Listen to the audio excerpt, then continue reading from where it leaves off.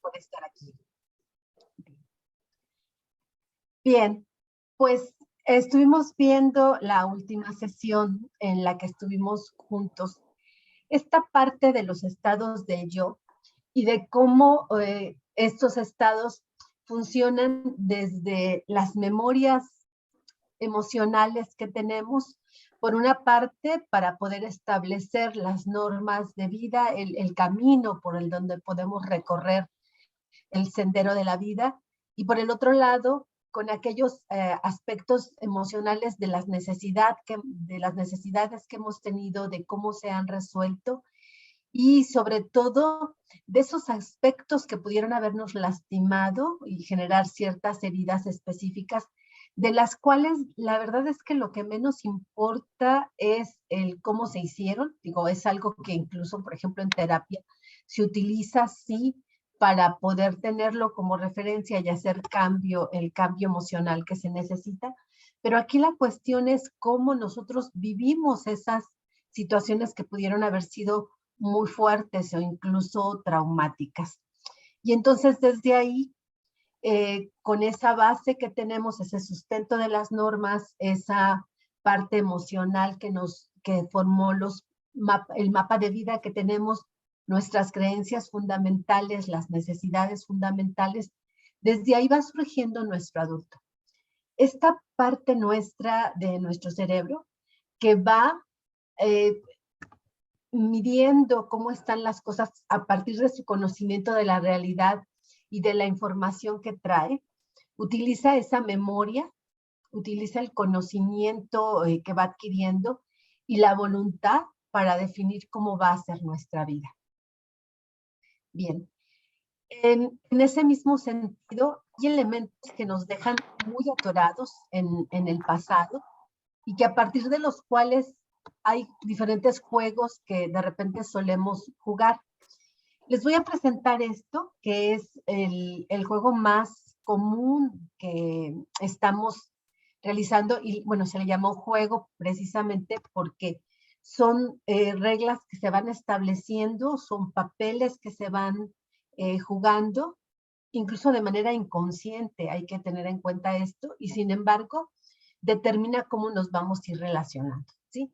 Entonces, este modelo que les voy a presentar ahora es de un autor que se llama Stephen Karpman, y el cual dice que solemos jugar en las relaciones, sobre todo en las de pareja, pero también en relaciones de, por ejemplo, jefes subordinados, en la que hay una relación muy cercana, que puede ser también padre-hijo, solemos jugar alguno de estos papeles, ya sea como perseguidor, como salvador o como víctima. Y cuando alguien toma ese papel y hay otra persona que juega el papel complementario a alguno de estos tres que estoy poniendo, pues entonces lo que sucede es que surge todo un drama, literalmente es un drama, el cual necesitamos identificar y en un momento dado, pues poder salirnos de él. Entonces les voy a ir platicando la tema es. Bien.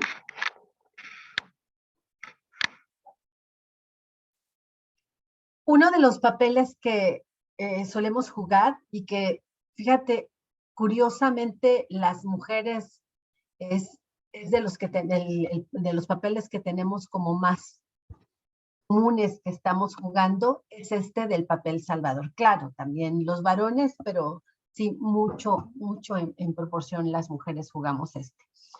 El salvador tiene la particularidad de que de alguna manera quiere controlar las cosas. Fíjate, imagínate a alguien que probablemente lo vas a identificar muy bien a tu alrededor, que es una persona que se está prestando a ayudar constantemente a los demás. Incluso busca ayudarlos sin que se lo pidan. Está al pendiente de cuáles son las necesidades que pueden tener y es el que se ofrece para, oye, si hace falta algo, yo te ayudo, yo te voy, yo te acompaño.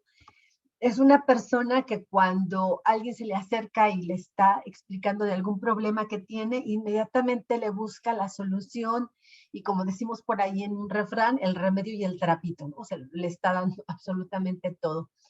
El Salvador, esta es su manera de querer controlarlo todo. Es alguien que se está responsabilizando por la vida de los demás. Fíjate bien, por la vida de los demás. Es decir, está tomando sobre sus hombros la responsabilidad que debería cada persona tener sobre sí mismo. Y lo tremendo de esto es que es una persona que se está enganchando con personas desvalidas o necesitadas, que pueden ser pues desempleados, adictos, personas desamparadas. En general, alguien que El Salvador considera que es una persona que está en desventaja o que de alguna forma es inferior a él. ¿De dónde surge este deseo de cuidar a otros de tal manera que incluso estamos desgastándonos en ese cuidado, aun cuando el otro ni siquiera nos lo pide o incluso cuando estamos excediendo nuestros propios recursos? Bueno, pues lo que pasa aquí es que en el fondo hay un niño herido. Esto significa que durante ciertas etapas de nuestra infancia, muy probablemente papá, mamá o ambos tal vez estuvieron en una situación en la cual el niño los ve con muchísimas necesidades y entonces empieza a jugar un rol invertido. En lugar de ser él el hijo, el que está recibiendo el cuidado, la protección, se convierte en un cuidador de papá, de mamá, y entonces empieza a ayudar lo más que puede desde sus escasos recursos como niño que es para poder solventar la situación que esté pasando con alguno de los padres. Miren, por ejemplo, hay un caso, bueno, estos les decía son comunes, pero bueno, te voy a platicar de un caso que estaba atendiendo en el que hay un matrimonio que tiene 2 hijos, un niñito de 1 año, una niña de 7 años, y entonces sucede que el papá fallece y la madre entra en una depresión profunda. Entonces imagínate, una mujer con un bebé de 1 año de edad y con una profunda depresión, en la que ella con trabajo se levantaba y hacía alguna cosa, ella no estaba trabajando, el padre es el que cubría las necesidades. Y entonces sucede que la niña, a sus 7 años, se encuentra con una mamá que está prácticamente dormida o llorando una u otra cosa todo el día, y un bebé de 1 año que está necesitando. Entonces esta chica empieza a tomar primero el papel de mamá para con el bebé. Ella es la que empieza a prepararle la mamila, en la que de alguna manera empieza a cuidar las necesidades del niño y a empujar a la mamá de ándale, come. Claro, recibían cierta ayuda de otras personas. Hay una hermana de la madre que estaba muy pegada ahí, pero imagínate las características de esa situación tan tremenda en las cuales, insisto, la niña toma el papel de madre de la madre y madre del bebé, ¿no? Entonces, esto es tan fuerte. Bueno, ella llega un momento en que ya a sus 16 años tiene una crisis de depresión y de ansiedad también muy dura, y eso es lo que saca a la madre de todo el cómo estaba viviendo, y la madre reacciona y empieza a buscar ayuda. Pero estoy hablando de que, o sea, a sus 16 años, cuando desde los 7 estaba jugando este papel, ¿no? Entonces esta chica de alguna manera se atiende, pasan las cosas para su mejora y bueno, se recupera de alguna manera, pero nos la encontramos ya varios años después, que es cuando se acerca conmigo, en la que está relacionándose con sus novios, los novios que ha tenido, pues son gente toda que de alguna manera ella es la que termina ayudándolos, incluso haciéndoles parte del trabajo. Uno de ellos que llevaba cosas a casa para trabajar, ella es la que está ahí empujando, haciendo, porque es esta necesidad impresionante de poder estar ayudando y sacando al otro, ¿no? Se dice incluso que de alguna manera es como hacemos una especie de promesas infantiles en las que queremos resolver esa situación que se escapó de nuestras manos, y es la angustia por querer resolverla. Entonces, en este caso, ¿qué está pasando? Que la gente inicia una relación de este tipo en la que se va a enganchar como salvador y empieza ayudando, ¿no? Es la persona que a lo mejor en una primera instancia escucha que el otro no trae dinero para pagar y no importa, yo pago, no puedo tal cosa, no importa, yo paso por ti. Y empiezan con pequeños detalles, con préstamos, con apoyos dando tiempo por los demás, resolviendo pequeños problemas. Y sin embargo, esto se va haciendo una bola de nieve en la que la persona que está jugando el rol de Salvador termina haciendo cosas que no le corresponden, primero no le corresponden. Otra es que la otra persona a veces ni siquiera se lo pide, o sea, va un poco como sugerencia, como le presenta la situación, o de plano ni siquiera lo está pidiendo y El Salvador está ahí desbordándose por hacer el apoyo. Y también se caracteriza porque El Salvador suele dar más de lo que tiene como recursos, rebasa sus recursos. Puede ser incluso una persona que está súper cansada, que no tiene tiempo y sin embargo lo está encontrando para los demás. De repente las mamás juegan mucho ese papel de salvador. Recuerdo a una mujer que estaba profundamente cansada, estaba teniendo ya ataques de ansiedad y cuando revisábamos sus horarios de trabajo, lo que hacía, bueno, ella estaba ayudándole al esposo, que bueno, no le parecía que la parte económica fuera suficiente, entonces ella empieza con un pequeño negocio de comida, pero además sigue atendiendo a los hijos, aun cuando estos ya son mayores de edad, y le sigue lavando, y le sigue planchando, y dice, es que no me alcanza el tiempo. Y entonces mira cómo para que el otro haga, en este caso, para que sus hijos pudieran estudiar y estar tranquilos y a gusto, bueno, ella está resolviendo todas las necesidades que deberían de ser de autocuidado, ¿no? La del lavado de la ropa, el planchado, la comida, etcétera. Entonces, lo gran tremendo aquí es que la gente está, insisto, rebasando sus propios recursos. Entonces, ¿qué es lo que sucede? Que El Salvador termina siendo abusado ya sea económica, materialmente e incluso emocionalmente por aquella persona que pretendió rescatar desde el concepto que tenía este Salvador de que la otra persona era una víctima o una gente necesitada, ¿no?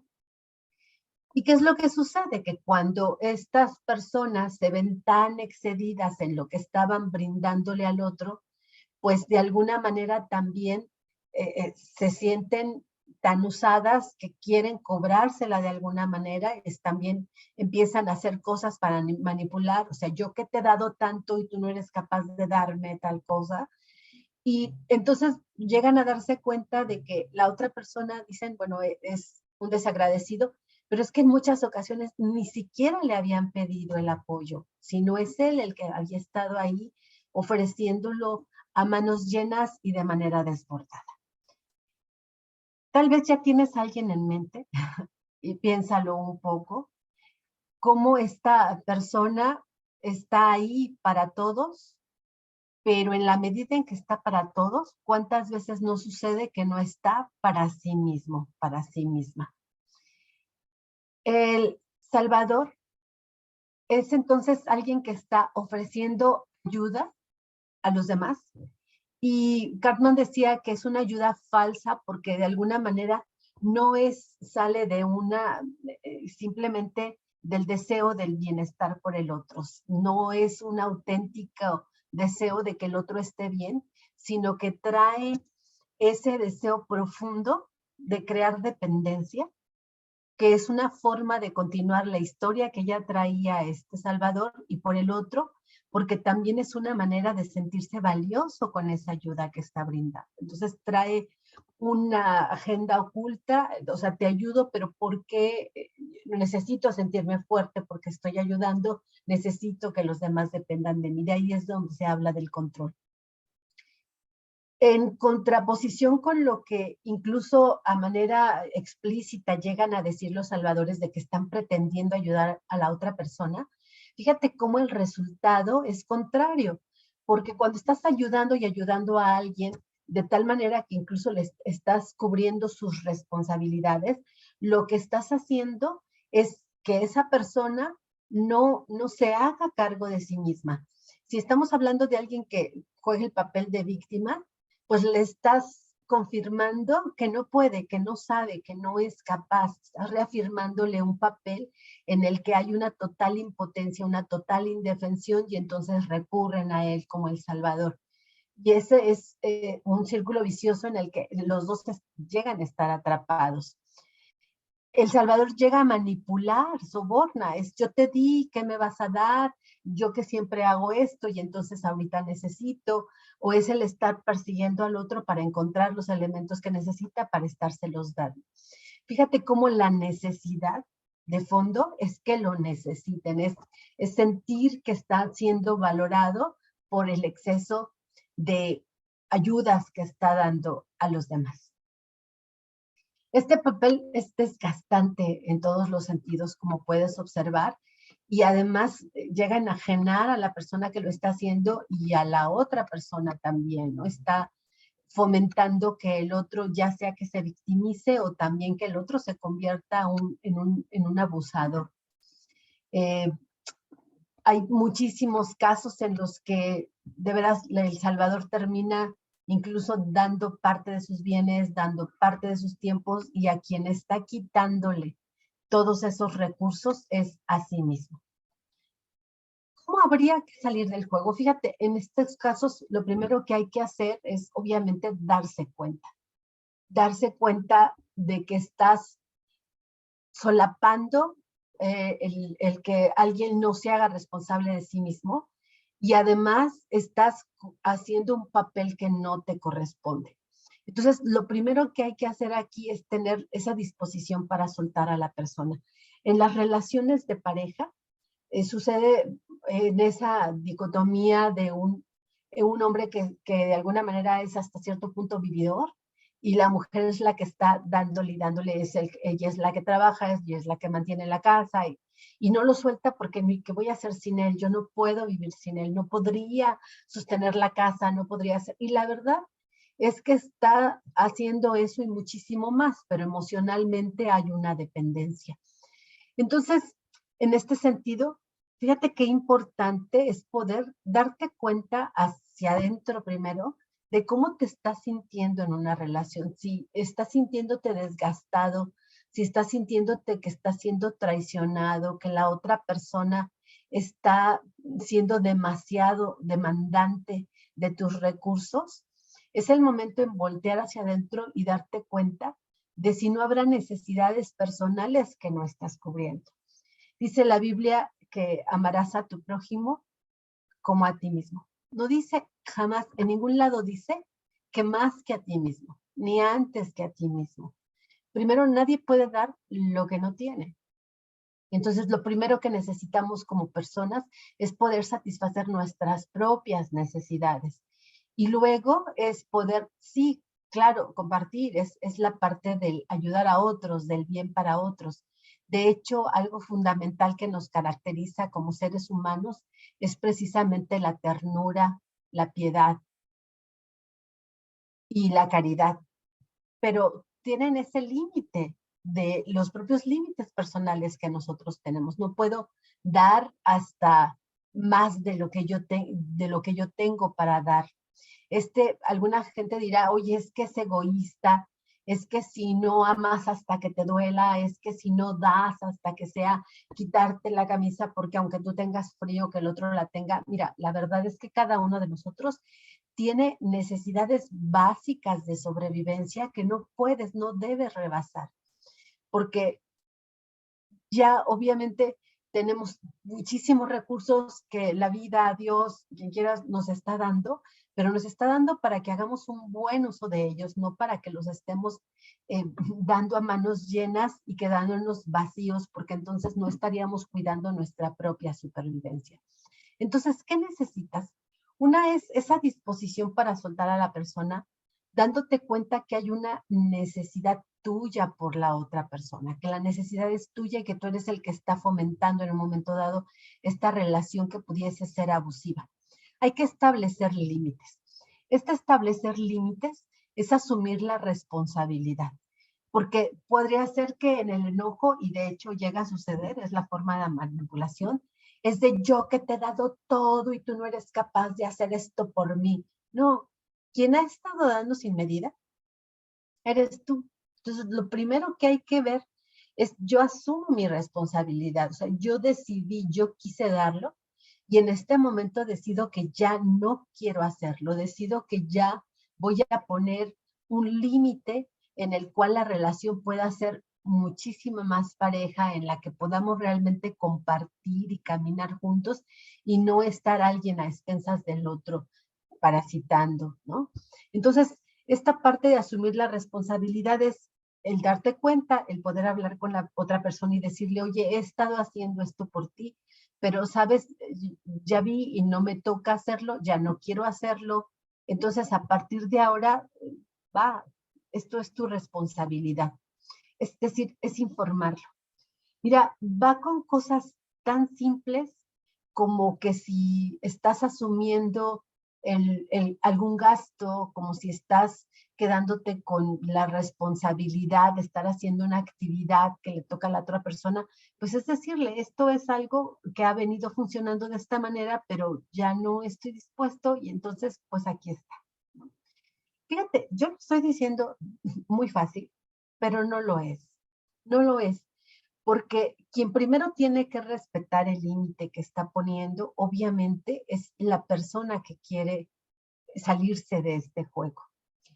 Y eso significa el poder tener la suficiente confianza en uno mismo, en que si la otra persona, a partir de lo que estamos haciendo, ya no quiere mantener la relación con nosotros, o se va a enojar o va a querer de alguna manera tratar de mantener esto, bueno, es la parte de mantenerse firme.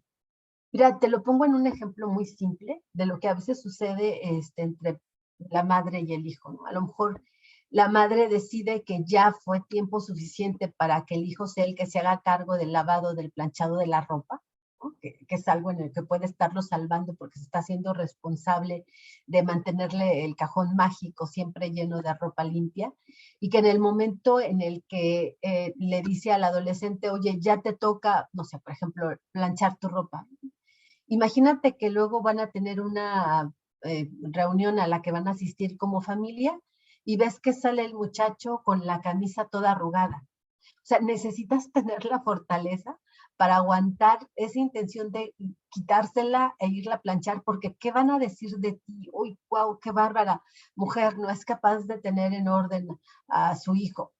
O sea, vaya, si el muchacho ya tiene suficiente edad, pues que sea él el que asuma o no, ¿verdad? Que si le gusta o no le gusta, que le señalen en un momento dado por llevar la camisa arrugada. ¿Qué pasa con la pareja? Que si yo le digo a un novio con el que he estado siempre, por ejemplo, prestándole dinero y viene y me pide y lo otro ni siquiera me lo ha regresado y yo pongo firme y digo, sabes que no tengo o no voy a prestártelo, la otra persona se puede indignar, se puede hacer que, ay, ¿qué pasa? Tan buena persona que eras, cómo has cambiado, etcétera, y amenazar con ya no estar. No, hay que hay que ser firme porque esto significa que vas a darle la oportunidad a la otra persona que crezca, que se haga responsable de sí mismo. Y si porque no estoy prestando un dinero, la persona ya no va a estar conmigo como pareja, vaya, pues me parece que no es una pareja muy adecuada, ¿no? En los cambios que estés haciendo cuando tú veas este tipo de cosas, claro, necesitamos a veces buscar información, apoyarnos con lecturas, hay un montón de información en la red para que puedas darte cuenta de cómo pudieras hacer estas cosas, de cómo establecer reglas, porque obviamente cambiar una situación así fácil no está fácil. Puede ser que en un momento dado de veras pienses que tú estás siendo una mala persona porque no quieres seguir ayudando. Puede ser que en el fondo también te sientas que no tienes la capacidad para romper esa relación por algo tan simple como el dinero o como las ayudas. Pero no es nada simple es eso que está pasando. O sea, necesita realmente tener a dos adultos para que pueda haber una relación y no alguien que está como un niñito desvalido y herido, viviendo a costa de otro niñito también herido, pero que se cree fuerte, que se cree responsable y que quiere componer el mundo desde sus límites, ¿no? Hay que entender que cuando alguien está jugando este papel es porque eligió a esa persona para sentir que tiene valía. O sea, hay una necesidad que se está cubriendo ahí. Sin embargo, este tipo de relación no es sostenible en el tiempo. No es buena para ti, no es buena para la otra persona, porque de ti está quitándote todos tus recursos hasta el sacrificio. De la otra persona no le está dando la oportunidad de ser independiente e interdependiente, y no es sostenible en el tiempo, porque te vas a cansar, te vas a hartar, y no va a haber nada que pueda llenar la exigencia de la otra persona. Entonces, ¿qué necesitas? Pues darte amor y contención en este camino para establecer los límites. Esta contención significa la parte de ser compasivo con uno mismo, de entender que, bueno, lo he hecho y sí, pues en su momento fue lo mejor que podía hacer, pero ahorita ya no, y que voy a sentir dolor y que voy a sentir tristeza y que voy a tener miedo, sí, pero ya no soy un niño, ya no soy una niña, ya tengo la suficiente edad como para poder buscar alternativas para sentirme que tengo con quién estar, que hay comprensión, que, o sea, puedo buscar amistades, puedo buscar otro tipo de satisfactores de tal manera que yo sienta esa valía que tengo y que no tengas que ser simplemente estar derramándome sin límite alguno con las demás personas. Bien. Por favor, ve ubicando si estas características pudieran corresponder a alguien que conoces para que le pongas nombre y apellido. Mira cómo en muchas relaciones, en mayor o en menor grado, puedes encontrar con que hay alguien que de repente está fungiendo como salvador. Cuando tenemos que la persona con la que convivimos tiene una adicción, este juego se vuelve muchísimo más dramático, porque la persona adicta, podemos estar hablando de adictos lo que sea, ¿eh? Yo he visto casos en los que alguien tenía adicción a las compras y era impresionante cómo esta persona, en este caso era una mujer, aprovechaba la primera oportunidad en la que había cierto dinero, primero adicional, iba y compraba cosas que jamás iba a utilizar y carísimas, y era una manera entre desquite y poderse sentir, wow, muy bien ahí con todas las cosas que compraba. Y el esposo no ponía límites y no ponía límites hasta que terminaron, oye, con la casa hipotecada y con cosas ahí de muchísimas deudas impresionantemente, ¿no? Y entonces, al final, este marido que era el salvador, que decía, ay, es que pobrecilla, es que pues la dejó mucho tiempo sola, es que no está, y procuraba darle, y al final, bueno, pues los dos terminan con problemas tremendos, ¿no? La parte de las adicciones a las drogas, al alcohol, es muy duro porque uno puede tener tanto miedo, tanto dolor, incluso hasta sentir culpa de que la otra persona pueda llegar a tener algún desenlace fatal, pensando en que puede tener un accidente, en que puede tener una sobredosis, en la que puede irse dañando su salud. Y claro que esto es durísimo. Sin embargo, hay que entender que la otra persona está ahí en ese punto precisamente en parte porque no ha tocado los límites de sus conductas, porque no ha tocado los resultados de lo que está haciendo. ¿Cuántas veces no ante un alcohólico, las personas que están a su alrededor juegan este papel de salvador, cuidándolo, checando que si ya dejó la botella en un lado, que si se la tiran, persiguiéndolo porque ya fue a un sitio y van y tratan de sacarlo, y entonces están constantemente sobre él como si él fuera un niñito y no lo dejan, insisto, tocar el fondo. Oye, Carolina, pero ¿cómo voy a dejar que mi pariente, mi hijo, es que hay límites que tenemos, hay límites en los cuales, de verdad, en cuando sigues tratando, acuérdate del análisis transaccional que vimos, cuando te estás comportando como ese padre perseguidor, que es precisamente lo que está haciendo El Salvador, ¿no? Un padre nutricio, pero en un extremo en el que está dando de más. Entonces, lo que estás haciendo es hacer que el otro le refuerce el papel de niño herido, de víctima, y simplemente va a ser un círculo vicioso en el que incluso vas a terminar muy dañado, muy dañada, tanto o más que la persona que está presentando la adicción. Entonces, el juego del salvador no salva a nadie, y a la primera persona que pone en la piedra de los sacrificios es a ti mismo que estás haciendo ese papel. Entonces, hay que buscar elementos de salirnos, hay que buscar formas de fortalecernos, de sentirnos valiosos, no porque estamos dando, sino porque, o sea, dando en desmedida, sino porque lo que estamos haciendo es colaborar a que la otra persona pueda ser un adulto responsable de sí mismo. Eso es lo que queremos lograr. ¿De acuerdo? Muy bien. Bien, me voy a quedar un momento y te pido que pienses si ha habido alguna situación en la que tú te hayas descubierto ahorita como Salvador. ¿eh? Identifica un poquito cómo ha sido esto dentro de tu vida.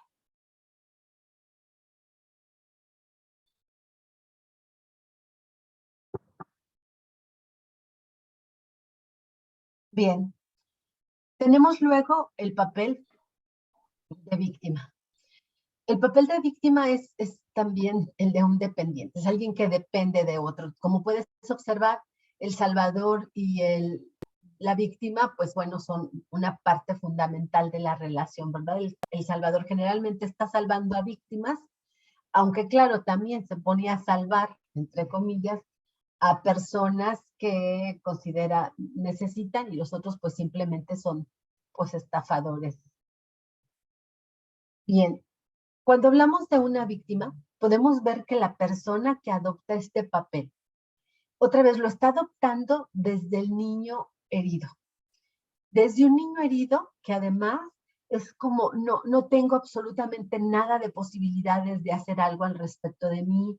Gente que se pone en un papel de absoluta indefensión, con esa fantasía de que sigue teniendo las mismas características de cuando era niño.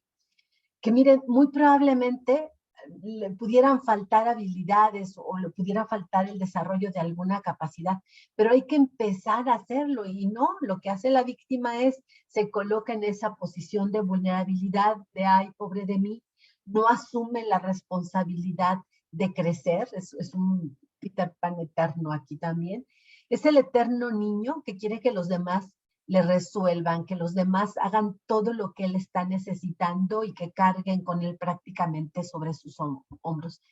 ¿Cuáles son las excusas que se pone a sí mismo, las historias que se cuenta la víctima? Bueno, pues la víctima tiene excelentes pretextos, como dice aquí, porque es que cuando era pequeño le pasaron tales cosas, es porque se sintió tan triste, tan abandonado, que no pudo, no quiso, es que la vida ha sido tan cruel con él, que le ha arrebatado cosas, es porque está enfermo, es porque ha vivido tragedias, es porque tiene traumas, o sea, te cuentan los porqués justificando de mil maneras las razones del por qué no es capaz de hacerse cargo de sí mismo. Una víctima manipula y chantajea para lograr que otros se hagan cargo. Mira, es impresionante cómo hay personas que incluso acaban de conocerte y empiezan a contarte cosas de su vida que son hasta desgarradoras. O sea, cuestiones que tú dices, cielos, ni siquiera me conoce, no sabe con quién está tratando, y te está ya contando cuestiones muy duras de una manera, de una perspectiva desde la cual la persona es así como no puedo hacer nada, yo que he pedido, pobre de mí.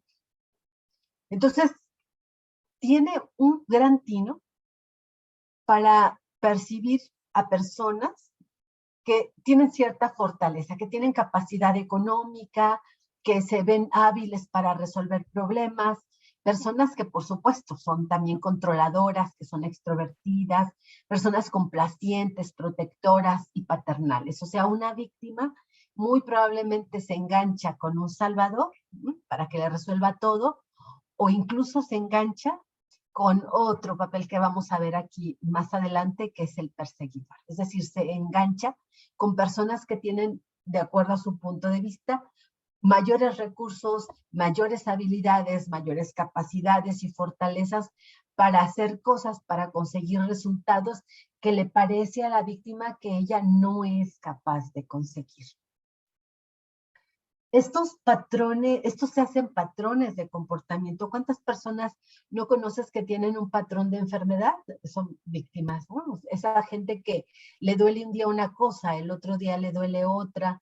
Esas personas que pudieran estar siempre desde la parte de la enfermedad necesitando apoyo, necesitando que estén cerca de ellos. Y mira cómo este papel de víctima, vamos a verlo muy, muy claro en la enfermedad, cómo tiene beneficios secundarios. O sea, la gente se siente mal, se siente triste, está ahí muy cansada y no falta quien vaya y ¿cómo estás? ¿Qué te traigo? ¿Qué te llevo? O sea, consiguen atención, consiguen esta parte de soporte emocional y muy probablemente también soporte material y económico de los demás. Hay otras personas que todos los negocios les salen mal, siempre está pidiendo dinero prestado, ese es el patrón del perdedor en términos económicos. Hay personas, recuerdo ahorita una persona en lo particular, que hablaba de cómo su vida fue tan triste, tan tremendamente solitaria en términos emocionales, y es alguien que sigue viviendo así toda su vida y que incluso de su trabajo recuerda, es que todo fue tan duro, y de su matrimonio es que nunca ha habido una buena relación, alguna situación bonita que nos esté pasando. Fíjate cómo la víctima utiliza este lenguaje, ¿no? Del siempre, nunca, o sea, el de todas las personas son malas, siempre a mí me sucede, que es parte de ese mundo que se va formando en el que está totalmente incapaz de hacer sus cosas. Ahora, recuerda que en estos ejemplos que te estoy dando de esta triada, hay niveles, bueno, siempre hay niveles. Todos en algún momento podríamos sentirnos que estamos en ese estado de indefensión cuando acaba de ocurrir alguna situación fuerte, un duelo, cuando hubo alguna pérdida económica importante o dejamos de trabajar o cuestiones así. Pero el punto es cómo una cosa es que pudieras vivir tu dolor o vivir tu duelo hasta cierto punto mientras vas caminando para resolver tus problemas concretos que tienes, ¿no? Hay gente que pudiera ser víctima solamente respecto a algún área de su vida, respecto a todas. Aquí lo importante es ir identificando si no hay cosas en las cuales, o situaciones más bien, en las cuales tú quisieras tener un mejor resultado y en lugar de estar luchando por lograr ese resultado que quieres, estás buscando que alguien más resuelva o simplemente no encontré quien resuelva, pues me la paso echando culpas, diciendo que fulano y mengano son los que han hecho que mi vida sea toda una tragedia, que no logré hacer esto. Es el niño que no hizo la tarea porque el perro le mordió ahí el cuaderno. Es la mujer que no se la trabajar porque el marido no le da permiso. Es la mujer que no se arregla porque a él no le gusta. Es el hombre que no puede ser feliz porque una mujer lo traicionó. O sea, esta parte de víctima es cuando estás considerando que esas cosas que sí las hay, que lastimaron, que te hicieron sentir muy triste, muy incapaz, es como pensar que van a seguir ahí, que son impermanentes. Ese es el papel. La víctima entonces lo que hace, en primera instancia, es transmitir esa imagen de miedo, de inseguridad, de desamparo y de desesperación. Es de alguna manera alguien que siente que la vida está en deuda y que entonces alguien más tiene que venir y cubrirle y apoyarle. Estas personas siempre están necesitando de alguien más porque no asumen su responsabilidad. ¿De dónde surge el papel de víctima? Bueno, pues porque son personas que en algún momento de la infancia hubo una situación muy ruda en la que sintieron que eran impotentes para resolver la situación y entonces se quedaron atrapados ahí. Entonces hay un concepto muy bajo de uno mismo, hay una baja autoestima, por supuesto, y una baja percepción de las propias capacidades. Mira cómo incluso nuestro lenguaje, ya te mencionaba que aquí es muy común el siempre, nunca, todos, nadie, y también esa manera de hablarnos, de estar diciendo es que yo no puedo, es que soy torpe, es que nunca me sale, es que es una forma también de estar manteniendo este papel. Y desafortunadamente se sostiene porque consigue beneficios secundarios, porque este sentirse mal de alguna manera logra, incluso aun cuando vaya acompañado de maltratos, de desprecio o de, o sea, alguna situación de molestia, de que, bueno, sí, maltrato emocional o físico, de todas maneras, el hecho de que se le resuelvan sus problemas, pues es un beneficio, ¿no? Está viviendo a costa de alguien más y está obteniendo una ganancia secundaria. Entonces, debemos de darnos cuenta que la víctima de alguna manera está provocando a otras personas para ser humillado. Está enviando mensajes de indefensión, está olvidando de forma conveniente todo lo que pudo haber sido positivo, todo lo que pudo haber reflejado que era fuerte, y de esas partes no se acuerdan, ¿no? Tienen memoria selectiva. Son personas que manipulan con sentimientos de confusión y de culpa a los demás. Es como, es que tú no me has hecho caso, es que tú me maltratas, etcétera. Son gente que se queja, que se excusa, que reprocha.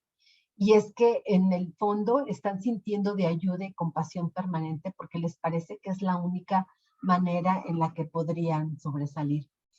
Hay relaciones muy tormentosas cuando cuando una de las personas se pone en estado víctima, porque mira cómo en el fondo, insisto, hay una manipulación suprema. Entonces, las otras personas, claro, llega un momento en que también se hartan, se dan cuenta de lo que está pasando y muchas veces la respuesta al comportamiento de una víctima es muy común que sea una agresión.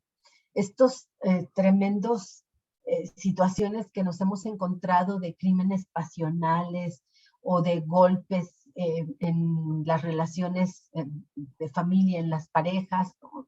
Tienen muchísimo que ver porque está pasando esto, ¿no? Es alguien que está de alguna manera también no poniendo límites, ¿sí? Para sí mismo, no está empujándose a sí mismo para buscar sus propios satisfactores. Y recuerdo a Facundo Cabral que decía, tengo un enemigo tremendo, porque dos puntas tiene mal. Una punta de aquel que abusa y otra punta de aquel el que se deja abusar. Entonces, hay que entender que esta parte de ser víctima es estar soltando un poder que sí tenemos. El poder de levantarnos y de buscar cómo hacernos de recursos para tomar el control de la propia vida.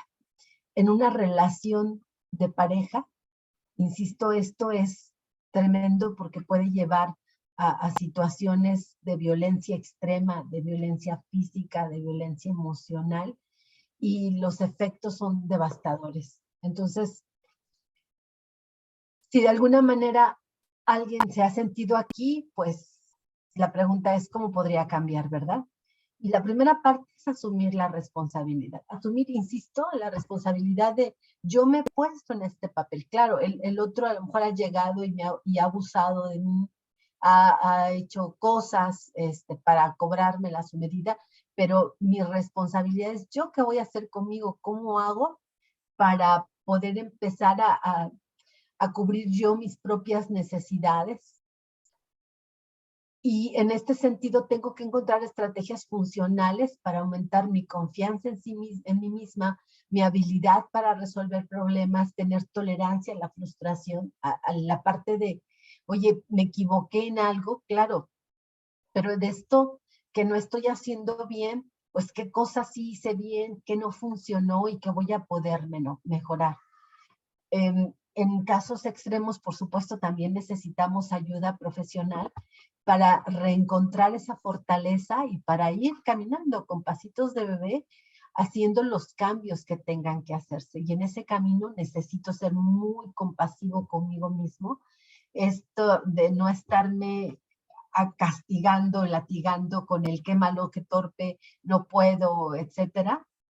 A esa parte me refiero con compasión, pero también con disciplina, porque mientras no encontremos, mientras no nos demos cuenta de que podemos lograr resultados en esa medida, pues menos vamos a querer avanzar, mayor dificultad va a haber. Entonces confía en ti, date cuenta que cuando pequeño, claro que no podías, claro que no tenías elementos, pero ya estuvo, ¿no? Si tienes más de 18 años, forma de que encuentres cómo hacerte cargo de ti misma. Bien, y te doy un momento para esta parte de la reflexión. Mira cómo a veces con la pareja queremos que el otro me haga feliz, el otro me divierta, el otro me haga crecer económicamente, el otro me dé una mejor forma de vida, el otro me brinde eh, ciertas comodidades en casa, ¿no? El otro resuelva mis necesidades afectivas y soy yo quien necesita hacerse cargo de satisfacer mis propias necesidades. Y llegamos al tercer punto de este triángulo, que es el perseguidor. El perseguidor generalmente es alguien que tiene una personalidad fuerte, alguien que proyecta éxito, que es inteligente y suele verse arrogante, porque además sabe y confía en que puede lograr las cosas. Entonces eso es algo que lo proyecta en su manera de moverse, en su físico, en su arreglo personal. El perseguidor suelen ser personas que se enganchan con alguien que de alguna manera ven que es menos que él. Y esto es ver a alguien que tiene menos en lo que yo pretendo tener abundancia. Acuérdate, dice por ahí el refrán, que mientras dime de qué presumes y te diré de qué careces, ¿no? Estas personas, si bien en la parte material, en la parte de resultados, lo tienen todo, bueno, hay un profundo vacío allá adentro que vamos a ver ahorita de qué se trata y que entonces está necesitando a alguien que contra quien pueda medirse y contra quien vea que es más importante, ¿no? Que tiene mayor fuerza. Bien, entonces, ¿con quién se engancha? Con personas que tienen menos ingresos económicos, menos autoestima, menos confianza en sí mismo, que son más inseguros, gente que se deslumbra con ellos.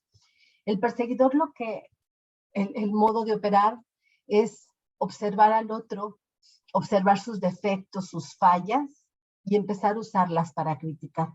En una relación de pareja, esto empieza de una forma muy sutil. Primero es soy importante, pero te veo, ya noté que me admiras y entonces empiezo a señalarte todo aquello en lo que tienes que crecer y que además tienes que crecer en eso porque es la manera en que puedes llegar a merecerme. Entonces, los defectos y las fallas de la otra persona son usados para criticarlos duramente. Están totalmente confrontando a los demás con sus defectos. Es como un espejo de todo lo que el otro hace mal o no le sale bien. Constantemente se lo está mostrando y señalándole que no puedes cambiar, ¿no? No puedes cambiar y entonces, como no está haciendo lo suficiente, pues yo no sé si merezcas estar conmigo. Es muy común, o sea, obviamente existe en todos, tanto en las mujeres como en los varones, pero esto es muchísimo más común en los varones, así como en las mujeres es más común el papel de víctima y también el de salvador, el perseguidor comúnmente está en los varones. Lo que está haciendo en este caso es utilizar las debilidades de la otra persona para controlarlo. Entonces, Si la otra persona se duele de la crítica, si lo está viendo frágil por lo que le está diciendo, y sobre todo si esa otra persona no pone límites, entonces es cuando empieza el juego tóxico aquí. Porque entonces hay una persecución constante, hay una manipulación constante que van increciendo para que el perseguidor sienta en esa forma que va teniendo cada vez un mayor control sobre la persona. El objetivo es precisamente hacerse cargo del otro. Fíjate cómo tanto el salvador como el perseguidor lo que buscan es control, aun cuando uno pudiera ser por el lado suave y el otro es por un lado muy duro, muy crítico, ¿no? Y entonces lo que está haciendo el perseguidor es mantener a como de lugar muy bajita la autoestima de la otra persona para que esa otra persona lo necesite, para que a cada momento las migajas que pueda darle, el otro quiere estar siempre ávidamente tratando de conseguir esa estima, esa aceptación de la persona que está jugando el papel de perseguidor. Y desde ese punto de vista, bueno, ellos piensan que no van a ser traicionados, que es parte de las heridas fuertes que tiene el perseguidor. ¿De dónde surge este comportamiento? Bueno, las personas que lo tienen generalmente han tenido padres que son muy duros, muy exigentes, pero incluso, perdón, han dado muchísimo en lo material, los han disciplinado muy bien, pero no ha habido ese vínculo emocional, esa parte en la cual puedan hacerle sentir al niño que es valioso porque sí, porque existe, que es amado porque sí, porque es él, simplemente por eso. Entonces, en el fondo, los perseguidores son niños que en su momento no supieron, no aprendieron cómo relacionarse. Y la única forma en la que lo hacen es con que es un juego de poder, en el que subirse sobre los hombros del otro es lo que les da la sensación de valía y de pertenencia. El perseguidor generalmente tiene muchísimo enojo con el sexo opuesto. Si en este caso el perseguidor fuera gay, pues entonces este enojo profundo sería con las personas de su mismo sexo. Es alguien que no se permite sentir y no se lo permite para mantenerse lejos del dolor. Y esa distancia que toma del dolor lo distancia de cualquier otra emoción. Por eso es que tiene tanta dificultad para ser empático y simplemente es un ser súper exigente, súper crítico, y en el fondo lo que pasa es que tiene un gran temor al compromiso y mantiene la distancia culpando al otro.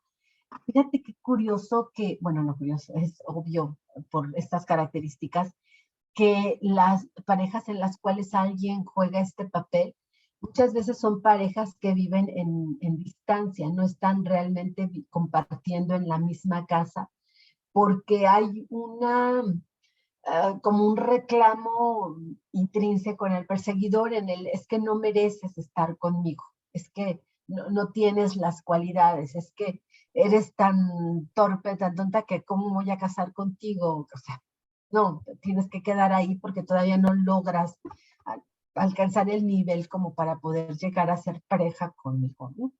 Entonces, esa distancia también pues le permite al perseguidor no involucrarse, no verse vulnerable en ningún momento. Y luego, parejas que sí viven juntas, es impresionante cómo ellos, el que está haciendo el papel de perseguidor, sea quien sea, está muchísimo tiempo fuera de casa, es aquel que cuando la esposa le reclama, oye, llegaste muy tarde, ¿dónde estabas? Es capaz de contestar, pues no me digas porque soy capaz de regresarme, ¿no? Ahí estaba mejor. Entonces, aun cuando vivan muy cerca, es alguien que constantemente está señalando los aspectos por los cuales pareciera que está haciéndole un favor a la otra persona por vivir junto a ella. Y hay niveles, recuerden esto, hay niveles, ¿no? Viéndolo desde el otro punto de vista, es decir, desde la parte de las mujeres perseguidoras, he visto matrimonios en los cuales hay uno en particular en el que ella constantemente diciéndole al esposo respecto a su figura que está gordo, señalándole, oye, es que comes como un cerdo, es que se ve asqueroso esto que estás haciendo. O sea, hay muchas formas en las que uno puede estar como perseguidor y la verdad es que esto sí es una total violencia emocional constante que hay y que desafortunadamente pues puede llegar a una violencia física bajo ciertos elementos. Okay.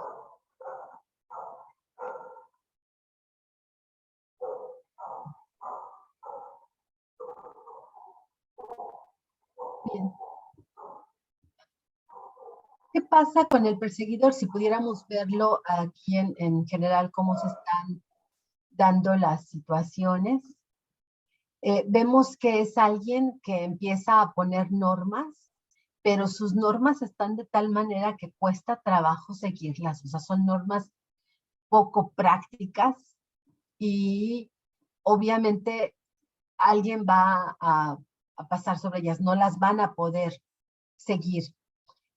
Y entonces cuando las otras personas o la otra persona no está actuando de acuerdo a esa norma tan rígida, tan poco práctica que ha sido puesta por el perseguidor, entonces la forma de hacerla cumplir es sumamente cruel. O sea, hay castigos emocionales y físicos muy tremendos y hay una constante acción de atormentar a la otra persona. Se le manipula por el temor y es que en el fondo el perseguidor necesita que se le reconozca su autoridad. El perseguidor llega en muchos casos a ser ya una parte tan enferma que se necesita apoyo profesional. ¿Y por qué menciono esto de aquí cuando, bueno, también los otros papeles pueden ser sumamente perturbadores? Bueno, el problema con el perseguidor es que por la fortaleza que presenta, precisamente por esa falta de vínculo emocional incluso consigo mismo, esa falta de sensibilidad sobre sus propias emociones que además hacen que sea poco o nada empático con los demás, pues eso mismo hace que no tengan la capacidad muchas veces de reconocerse. Es más fácil que el salvador y la víctima puedan verse a sí mismos en ese papel, darse cuenta de lo que están haciendo, que de lo que el trabajo que le cuesta al perseguidor es muchísimo más. Si estás tratando con alguien que es perseguidor, pues obviamente ese punto de establecer los límites, las normas, de darte cuenta hasta dónde estás empeñando tu vida, es importantísimo. Entonces es para hacer un alto y poner límites para salvaguardar tu integridad. Y bueno, si estas cuestiones no son respetadas, porque aquí es donde viene el clásico de, te pegué porque te quiero, pero perdóname, no lo vuelvo a hacer. O sea, son límites que hay que tener muy claro, que no deben de permitirse y que hay que poner un alto desde la primera vez, porque alguien que no tiene esta empatía, que no tiene esta capacidad de verse en el dolor que está generando o en la manipulación que está actuando, no va a poder cambiar nada más porque tiene la buena intención de ya no ser así o de mejorar. Entonces, esta parte sí es, incluso así con focos rojos, hay que tener muchísimo cuidado, ¿no? Eh, Obviamente un perseguidor sería muy difícil que se metiera a tomar un curso de estos, porque pues a mí no me pasa nada, ¿no? Yo soy perfecto. Bien. Insisto que para salir del juego al perseguidor no le es fácil reconocerse. En esos casos, el nivel de destrucción y manipulación que ejerce sobre la otra persona es proporcional al control extremo que está ejerciendo sobre sí mismo. Y aquí lo realmente importante es el que pueda lograr tener un cierto contacto con su propia vulnerabilidad para volver a reconectarse con sus emociones, es poder pasar y sufrir el duelo de no haber tenido la cercanía emocional que tuvo, pero esto es algo que debe de hacerse a nivel de terapia. Más te vale que si tú piensas, ay, es que si me ama va a cambiar por mí, dejes a un lado ese mito porque eso no sucede. Simplemente no sucede. No sucede. Así no sucede. ¿Sí? Bien. Fíjate cómo Estos tres papeles, insisto, vienen primero desde el niño herido, desde ahí está surgiendo nuestra forma de comportarnos, en la cual estamos tratando, es como ponerle curitas a las heridas emocionales que traemos. Y por otra parte, como son la única manera que conocemos de comportarnos, entonces lo que estamos haciendo muchas veces es replicar las historias que vivimos en casa. Nos conseguimos, ya lo decíamos alguna vez, un diablito que quede exactamente adecuado para el infierno que yo ya viví y que voy a seguir viviendo. Y entonces, eh, incluso utilizo a los otros estados del yo para ejercer ese control, para manipular, eh, y en otros momentos, bueno, pues simplemente me disparo emocionalmente como un niñote sin tener mayor control sobre sí mismo, ¿no? ¿Y esto qué quiere decir? O sea, querría decir que no puedo usar ninguno de los estados del yo. No, al contrario. Quiere decir que necesitamos cuidar que esa energía que tenemos para cada uno de esos estados del yo sea la adecuada, porque hay un don que nos va a dar cada una de esas partes nuestras, ¿no? Entonces, déjame compartirte cuáles son los dones que nos da cada uno de esos estados del yo. Tenemos al padre, ya habíamos dicho que hay un estado padre que es crítico y otra parte que es nutricia.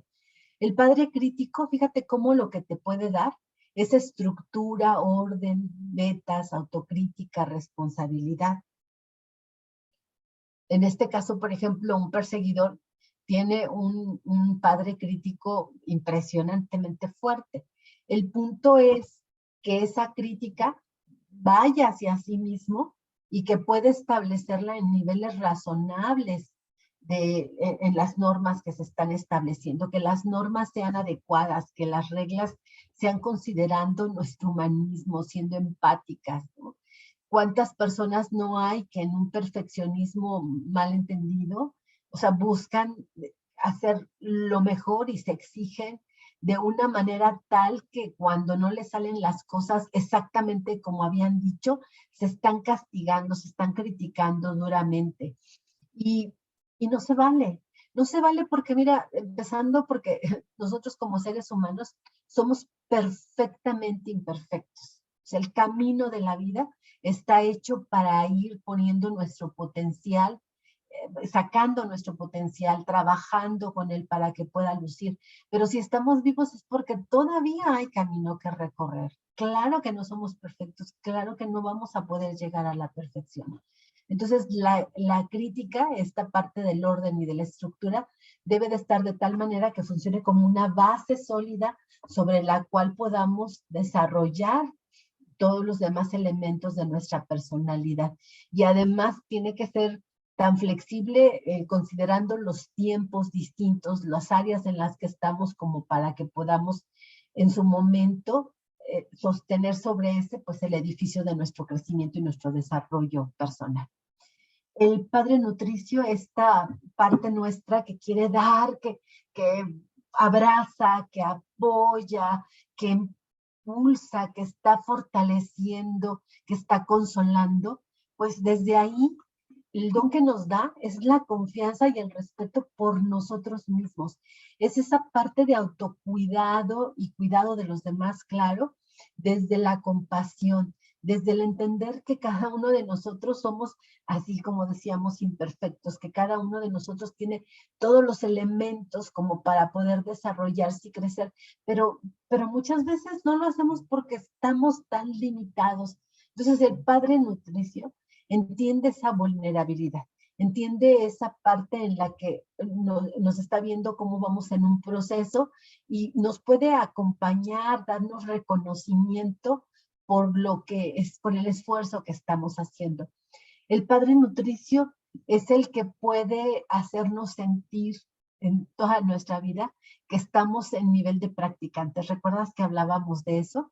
De que cuando haces algo y no te sale, por supuesto, no te sale porque estás empezando a hacerlo. Entonces, cuando tú te consideras practicante, es la parte de entender, estoy haciéndolo, lo voy a hacer cada vez mejor, y el simple hecho de haberlo realizado, aun cuando el resultado no sea el que yo quería, Eso es ser practicante, eso es acompañarme, eso es reconocerme, eso es cuidarme, eso es estarme dando confianza y respeto por mí misma y entender que conforme siga avanzando voy a poder lograr las cosas, pero es al paso, es al tiempo. Esto nos lo da el Padre Nutricio. Me salto tantito el adulto, el niño libre, su don es la alegría, la espontaneidad, es la parte que nos permite ser creativos, ser flexibles, estar disfrutando de nuestra libertad, insisto, con responsabilidad, entendiendo que tengo la capacidad para tener, encontrar las respuestas de lo que sea necesario. Es esta parte de la renovación. El niño libre es el que me permite voltear hacia el mundo y darme cuenta de que todo, absolutamente todo es un milagro y que el mayor milagro que existe es que estoy aquí para disfrutarlo. Y luego tenemos como don del niño herido, de ese niño que salió lastimado, de ese niño que habiendo tenido heridas sangrantes, profundas, impresionantes, puede permitir que esas heridas cicatricen y ya cicatrizadas, el don que le da nuestro estado del niño herido a nosotros es la adaptabilidad. Es la parte de permitirnos ser rebeldes ante lo que no está bien, ante lo que es insano. Es la parte de la autoprotección en la cual si alguien está comportándose de una manera sumamente crítica, yo pueda parar y decir, sí, pero yo soy mi control, o sea, yo voy a tomar de aquí lo que está bien, pero lo que no creo, eso lo voy a desechar. Yo puedo estar aquí el día de hoy, pero si esto no me conviene, me puedo dar la vuelta. Porque el niño herido es esa actitud de alerta, ya salió lastimado, entonces ya puede valorar qué es lo que está ofreciéndole el mundo en ese momento y decidir si lo quiere o no lo quiere o cómo es que lo va a aceptar. Este niño herido es el que cuando toca la punta máxima del dolor, desde eso que es tan profundo, puede impulsarse y crecer interiormente. Ese es el don de nuestro niño herido.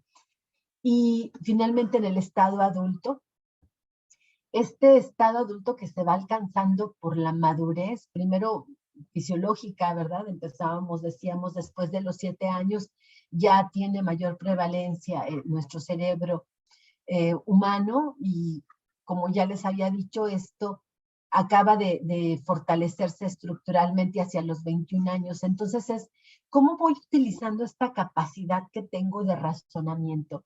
Esta capacidad para entender que hay un pasado, que hay una memoria, pero que con información vital que viene no solamente de las experiencias pasadas, sino también de la gente que ya cruzó estos procesos, darnos cuenta de que de lo que se trata de la vida es de vivir el presente, viendo claro por el espejo retrovisor aquello que nos ocurrió atrás para tomar una referencia, igual que como cuando estás manejando. Es el espejo retrovisor que te permite identificar si algo de tu pasado viene y te está casi atropellando o dando alcance, y entonces poner un alto, identificar qué es lo que hay que reparar ahí, hacerlo.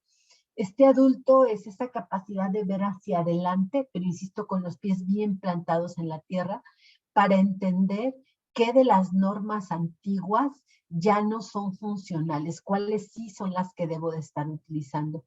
Y este es el que está permitiendo desde lo que conviene en el aquí y ahora para los resultados precisos que quiero, es el que permite estar haciendo ese interjuego entre la presencia de mis estados padre y de mis estados yo, para poder en un momento dado, cuando tengo intimidad con mi pareja, ser un niño libre, disfrutar, jugar, sentir mi cuerpo y sentirlo, cómo lo comparto y disfrutarlo con todo el amor y con todo el respeto que tiene. Y también es el que en un momento dado permite que salga el niño herido y ponga límites y diga, no, hasta aquí, yo ya no paso de aquí, esto es lo que yo quiero.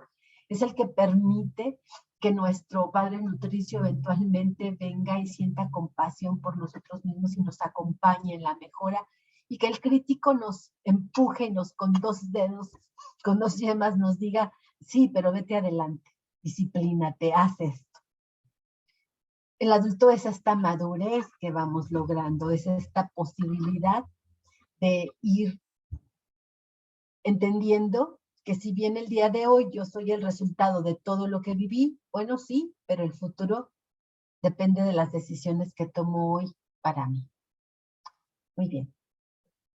Con el conocimiento de esto y dándonos cuenta que dentro de las relaciones de pareja es impresionante cómo solemos jugar estos roles tóxicos y meternos en este triángulo dramático. Entonces, tomando una mayor responsabilidad de mí mismo, vamos a hacer este ejercicio de autocoaching. Entonces, por favor, tráete tu papel, pluma. Vamos a hacer esta parte del ejercicio. ¿Listos?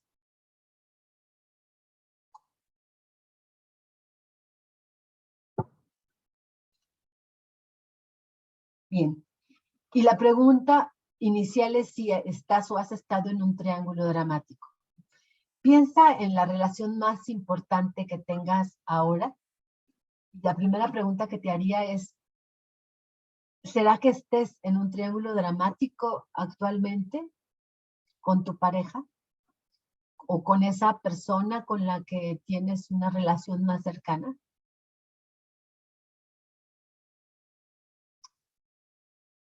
Identifica si con ella no está pasando. Yo te felicito de veras de corazón.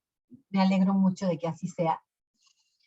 Pero entonces vete hacia atrás para identificar si has estado en otra relación con un triángulo dramático, porque es una tendencia que seguramente estás teniendo si encuentras que hayas estado así, y es súper importante que podamos trabajar con ello, ¿de acuerdo? Entonces, si no estás, pero has estado antes con un triángulo dramático, anota con quién ha sido esto.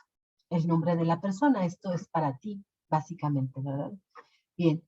Y la pregunta es, ¿qué papel has jugado? ¿Has jugado el papel de víctima, de perseguidor, de salvador? En primera instancia, anota lo que creas.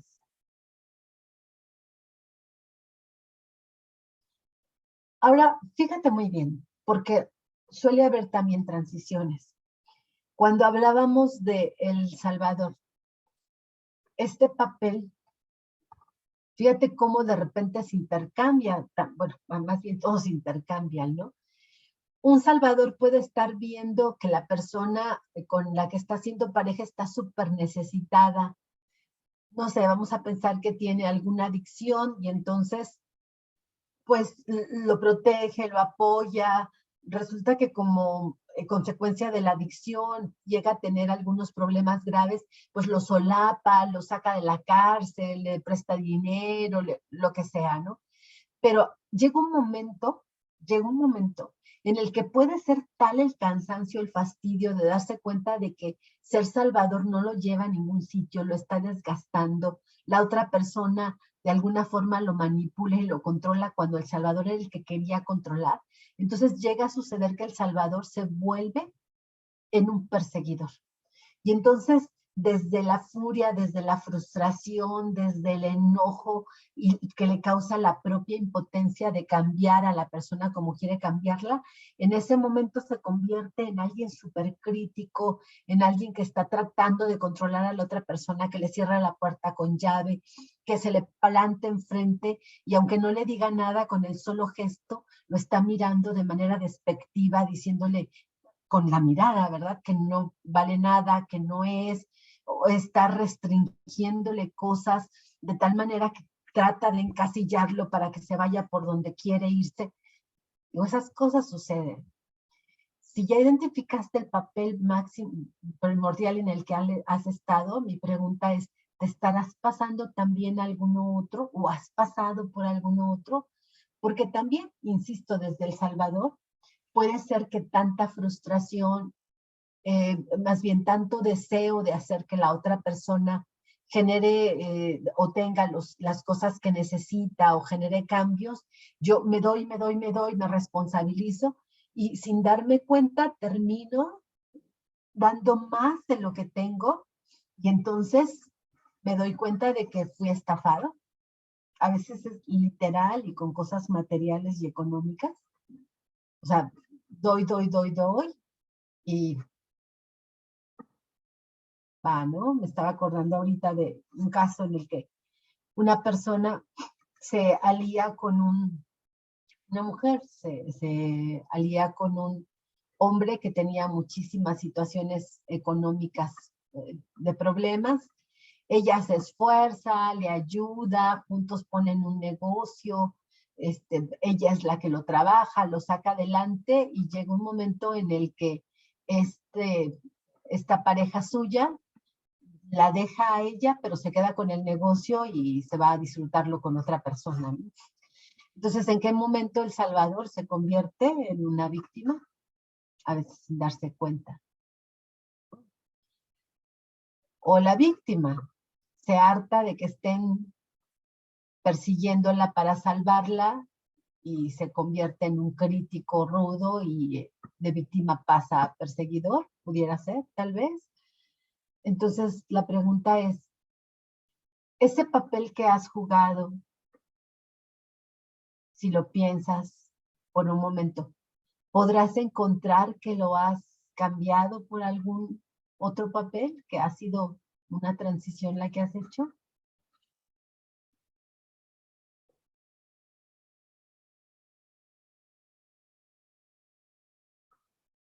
Mírate objetivamente, pero también con compasión, dándote cuenta que eso que hiciste, ese papel que jugaste, pues es el mejor que podías, de acuerdo a lo que te parecía que necesitabas y que tenías la capacidad de hacer.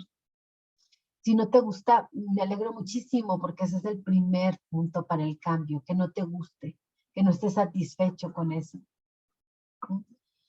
Entonces, desde esa incomodidad, pregúntate ahora, ¿cuáles son las carencias o las heridas que has estado tratando de cubrir? Eres un perseguidor. ¿Qué hay atrás? ¿Hubo abandono? ¿Hubo traición? ¿Hubo rechazo?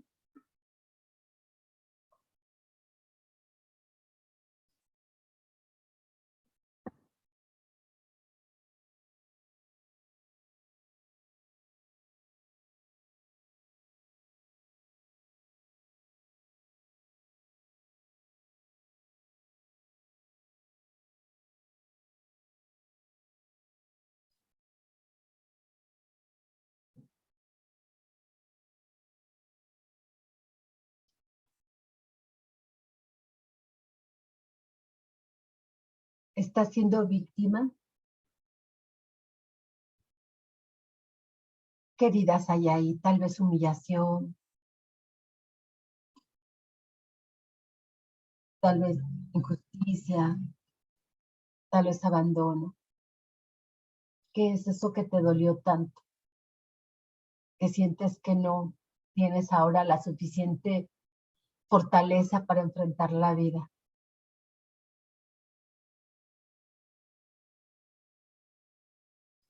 ¿Eres el salvador? ¿Te tocó jugar un rol invertido en la infancia? ¿Te tocó hacerla de papá o mamá, de tus hermanos, de tus papás, de alguno de ellos o de alguien más?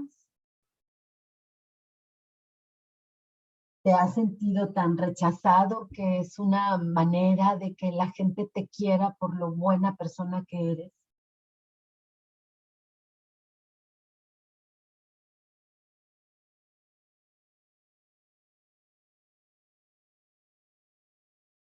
Bien, espero que lo hayas anotado. Y la siguiente pregunta es, ¿cuáles son los dones que necesitas reforzar? Así es que voy a regresarte a la pantalla anterior para que de estos dones anotes, por favor, cuál o cuáles de ellos son los que necesitas reforzar de acuerdo a la herida que descubres que tienes.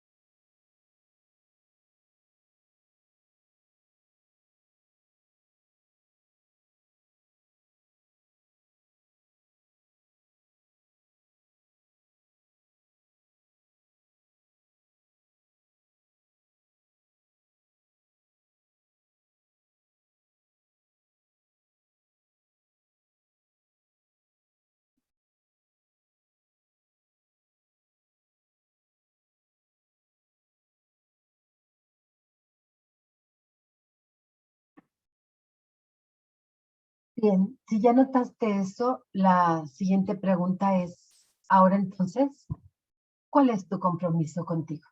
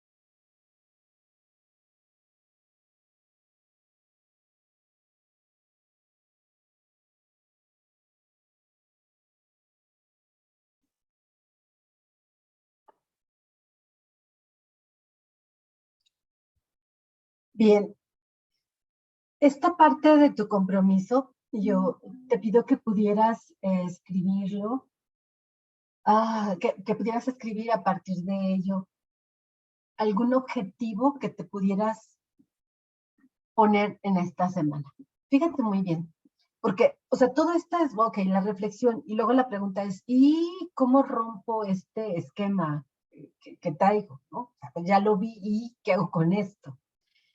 La primera parte súper importante es darnos cuenta que la pareja, nuestra pareja, es el mejor espejo que tenemos para darnos cuenta de dónde están nuestras heridas. Yo creo que esa es parte de la función maravillosa que tiene la relación de pareja, que viéndola, sobre todo con estos ojos críticos que estamos poniendo en estos momentos, es darte cuenta que te está mostrando en dónde estás parado.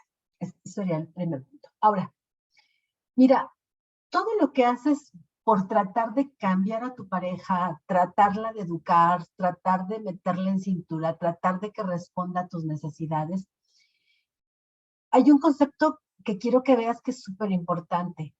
Cuando estás en cualquiera de estos tres papeles que mencionamos, o estás avanzando de uno a otro, lo que estás haciendo es distraerte de ti poniendo como pretexto a tu pareja.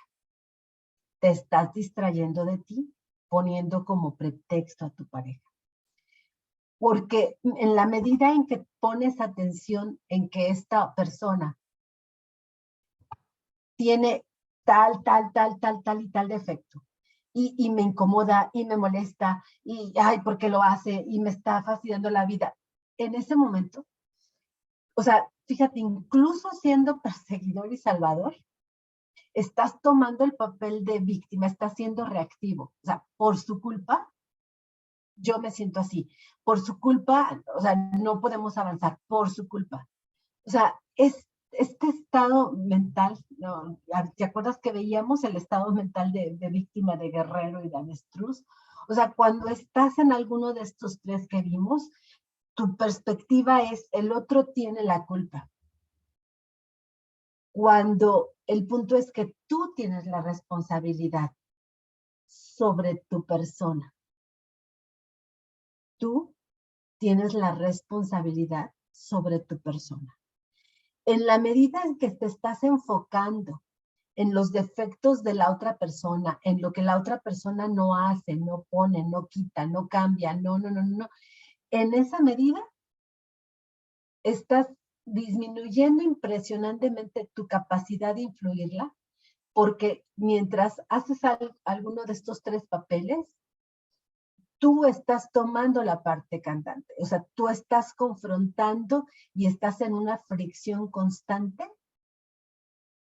Y además, mientras más tratas, menos puedes. Este es un principio de psicología básico. Mientras más tratas, menos puedes.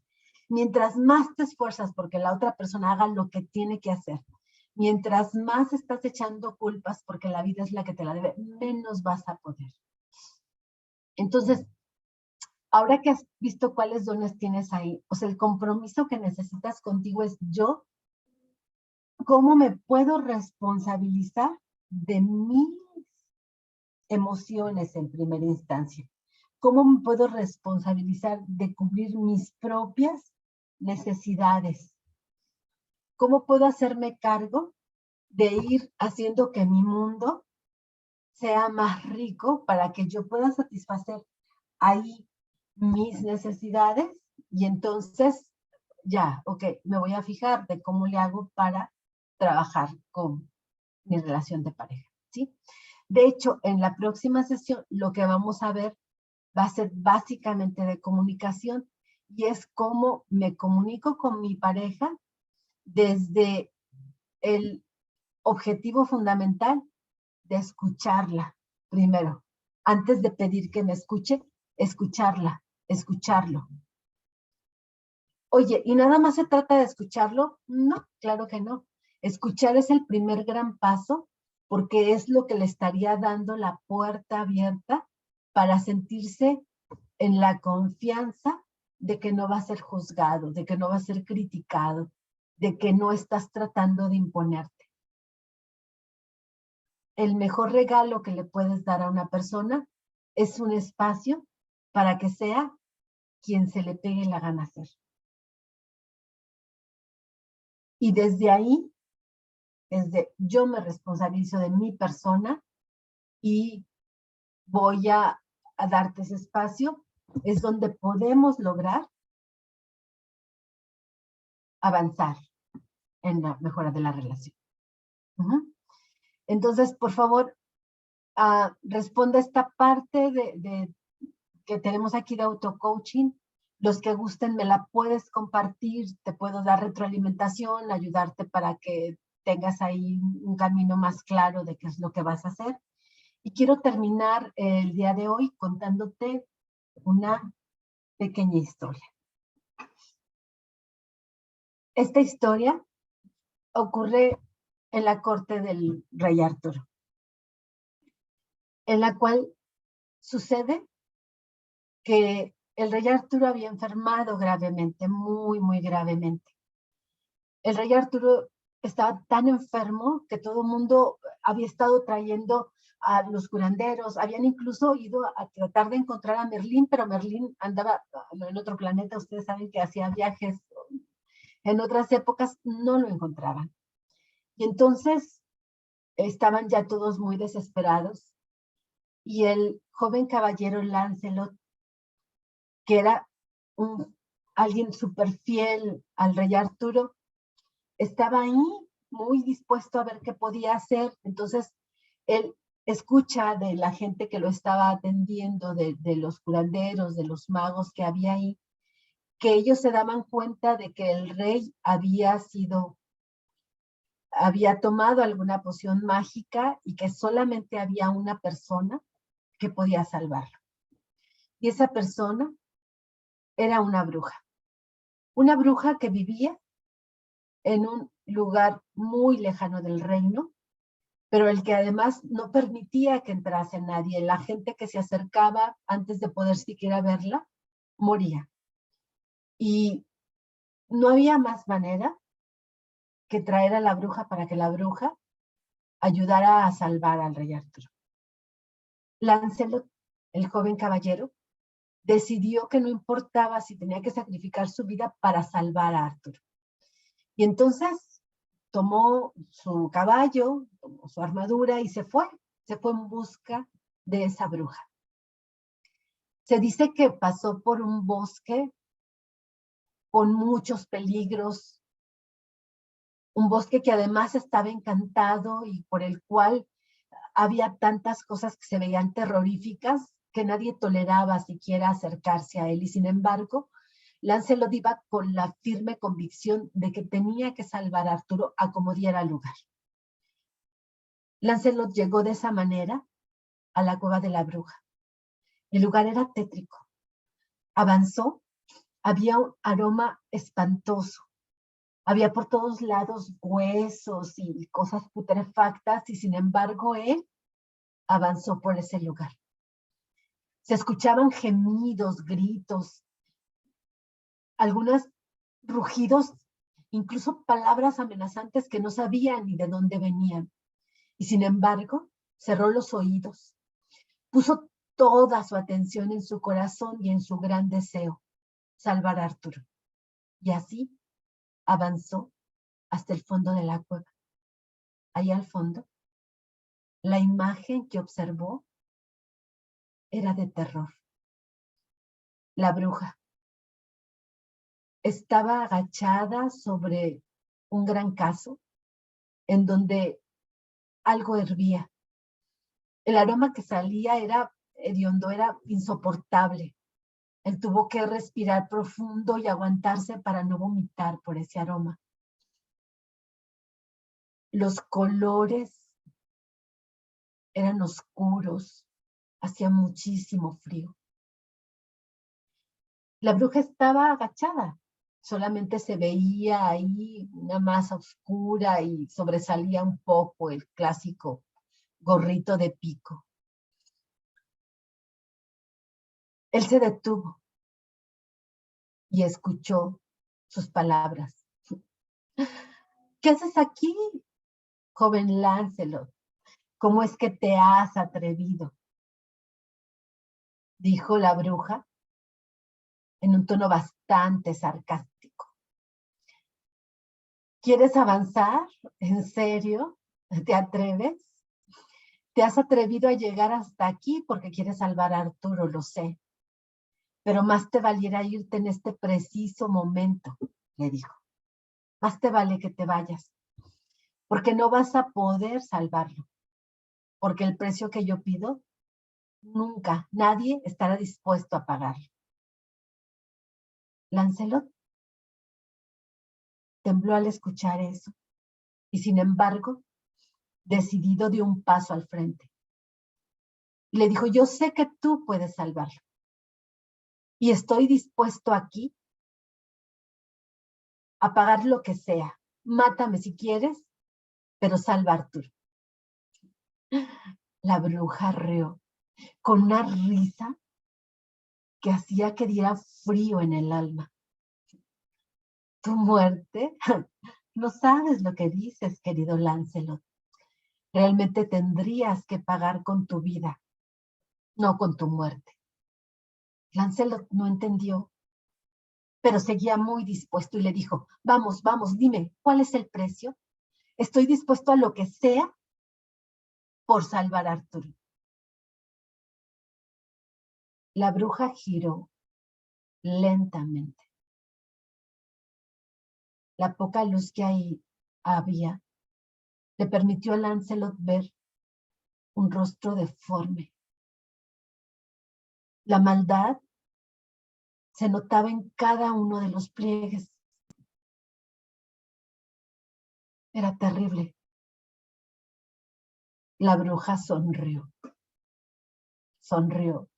con esa sonrisa chueca y asquerosa, clásica de una bruja tan mala como ella. ¿En serio estás dispuesto, querido Lancelot? Sí, repitió él. Lo que sea. Lo que sea. Sí, lo que sea, reforzó el caballero. ¿Está bien? El precio para devolverle la salud a Arturo es que te cases conmigo. ¿Qué? Lancelot no podía creer lo que escuchaba. Se le había ocurrido mil cosas. No sé, la bruja querría tierra, esclavos, pero casarse con él. Su corazón se encogió. Y sin embargo era un caballero. Amaba a Arturo y estaba dispuesto a dar por su rey lo que fuera. Acepto, le dijo. ¿Aceptas? Sí, acepto. Bueno, pues a partir de ahora soy tu prometida, le dijo. Y en el momento en que Arturo recupere la salud, inmediatamente te casarás conmigo. Está bien, que así sea, dijo Lancelot. Burlona, la bruja, metió algunas cosas en una bolsa y caminó,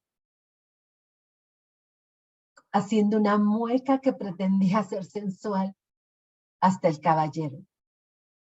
Aquí estoy, amado mío, le dijo burlona, estirando su mano hacia él, esa mano sucia, de largas uñas que parecían garras,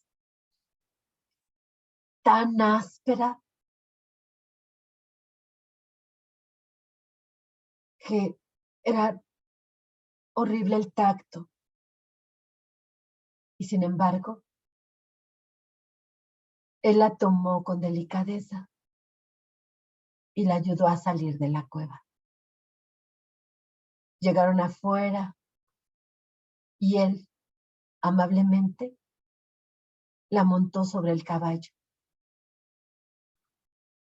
Y avanzaron en medio de la noche, a través de ese terrible bosque, y pasaron campos hasta llegar al reino. Llegados ahí, todos los que estaban cuidando al rey le abrieron espacio. Y entonces él, con cuidado llevando a la bruja, la tomó de la mano, caballerosamente. Los murmullos no se hicieron esperar. ¡Qué asco! ¿Te das cuenta? ¿Qué le pasa? Mira cómo la trata. Uy, todos estaban aguantándose las risitas burlonas, mientras el caballero se portaba con la bruja como con la mejor de las damas. La hizo entrar al aposento y pidió que la dejaran sola con Arturo, sabiendo que era la única que podía curarla. Afuera, todo el mundo murmuraba: ¿vieron a Lancelot? ¡Qué raro! ¿Cómo se porta? Y entonces él se acercó al gran concejal y le dijo: necesito que me ayudes, porque le he prometido a la bruja, que en el preciso momento de que Arturo se cure, me casaré con ella. Y como sé que lo curará, prepara todo, por favor, prepara todo para cumplir el compromiso. ¿Pero estás loco?, le dijo el concejal. ¿Cómo vas a hacer eso? ¿Cómo vas a casarte con esa bruja? No, deja que la cure. Y en el momento en que salga, la atrapamos y la matamos. Podemos hacer eso. Lancelot le dijo, no, yo di mi palabra. Así es que vamos. Ve y haz lo que tienes que hacer porque estoy seguro de que para mañana en la mañana el rey habrá recuperado su salud. Y entonces tenemos que hacer la boda. El concejal se fue muy preocupado. Y claro, en el camino le dijo a todo mundo de la locura que pensaba hacer Lancelot. Mientras tanto adentro, la bruja hacía sus pócimas y sus hechizos. Lancelot entró, respetuosamente se paró en un lado para verla trabajar. Ella le dio de beber algo a Arturo, hizo pases mágicos y el rey pareció empezar a dormir tranquilo cuando antes había estado en medio de quejidos. Vamos a dejarlo descansar, dijo la bruja. Voy a quedarme aquí junto con él para vigilarlo. Está bien, dijo Lancelot, y entonces trajo algunos cojines y algunas mantas para que ella estuviera cómoda, recostada a un lado del rey. Y así pasó la noche. Los primeros rayos del sol entraron por la ventana y se escuchó entonces un suspiro, el de Arturo, que empezó a moverse, a desperezarse, y como si hubiera venido de un largo sueño, de un sueño natural y profundo, simplemente se estiró y se sentó lentamente a la orilla de la cama. Pero entonces vio a la bruja. ¿Qué es esto?, gritó. ¡Vamos, rápido, mi espada!, le gritó a Lancelot, que estaba frente a él. No, detente, mi rey, detente. Ella es la que te ha sanado. ¡Ah, asquerosa bruja! ¿Qué haces aquí? Vamos, le dijo Lancelot. Por favor, mi rey, tenle respeto, porque esta mujer es la que te ha sanado. Y además, yo tengo un compromiso con ella, si es que necesito, por favor, mi rey, que la trates como una dama. ¡Ja! ¿Qué? ¿Estás loco?, le dijo el rey a Lancelot. Y entonces él le pidió a la bruja amablemente, por favor, querida, ¿podrías esperar afuera? Necesito hablar con el rey. Querida, dijo la bruja burlándose.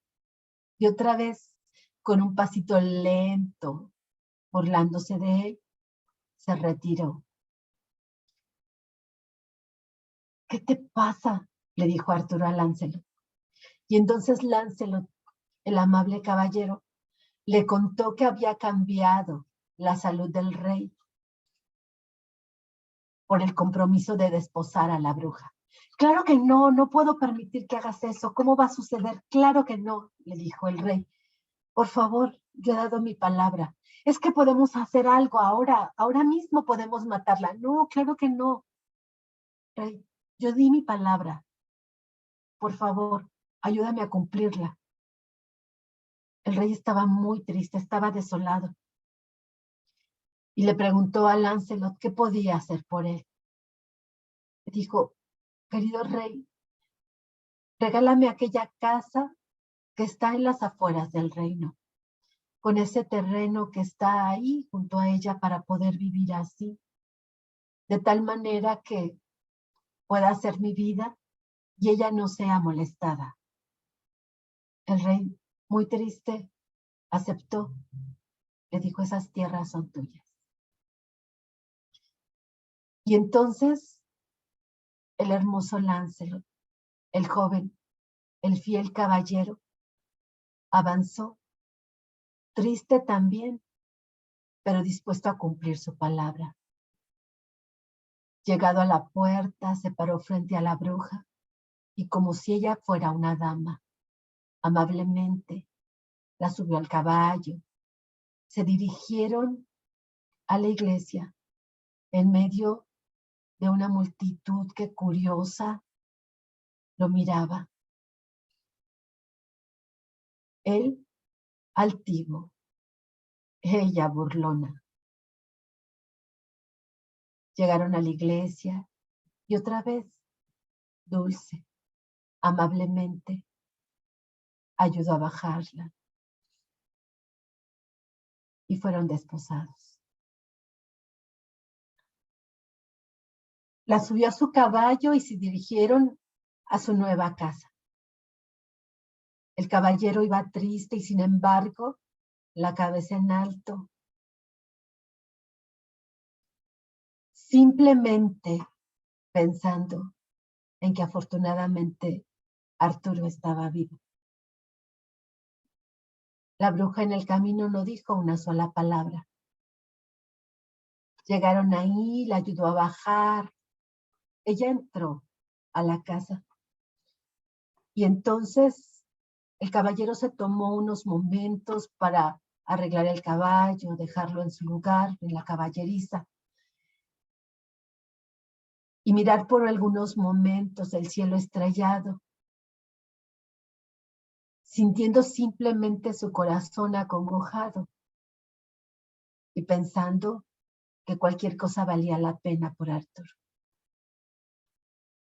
Entró dispuesto a hacer lo mejor posible por esa mujer que había salvado al rey. La chimenea estaba encendida. La casa lucía muy agradable. Él agradeció que la hubieran puesto así y se dirigió despacio hacia la hoguera. Entonces vio algo que no podía creer. Vio a una hermosa joven, ataviada con un vestido que parecía flotar sobre su hermoso cuerpo. El rostro era delicado, los labios finos, jugosos, y tenía una hermosa cabellera negra que en rizos suaves bajaba por sus hombros. Ella le sonrió. Se veía tan bella, parecía una estrella brillando en medio de todo ese lugar. Él se talló los ojos, no sabía qué estaba pasando. Ella se acercó con pasos pequeños, sonriendo, y con su mano delicada rozó el rostro de él. ¿Qué haces?, dijo Lancelot. Acariciarte, esposo mío, para disfrutar nuestra noche de bodas. ¿Qué? ¿Qué estás diciendo? ¿Qué te pasa? Yo estoy casado y no es contigo. Vamos, sal de aquí. ¿Qué estás haciendo?